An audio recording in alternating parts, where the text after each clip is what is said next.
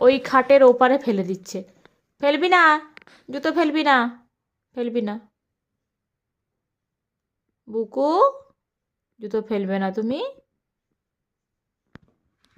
এই জুতোগুলো আমি ধুয়ে পরিষ্কার করে রেখেছি, যাতে রুমে পরতে পারে, ঠান্ডা লাগবে না পায়ে। ও নিয়ে সেই দিকে ফেলে দিচ্ছে।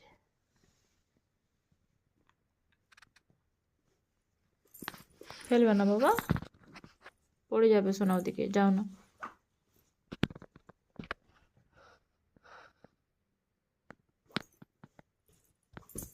খাওয়া দাওয়াটা এখনো ঠিকঠাক করছেই না।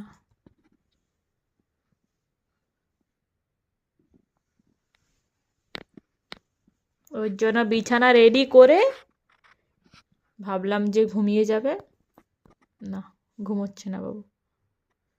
ঠিক আছে, খেলতে থাকুক। আর বুকুর বাবা ওইদিকে কাজ করছে।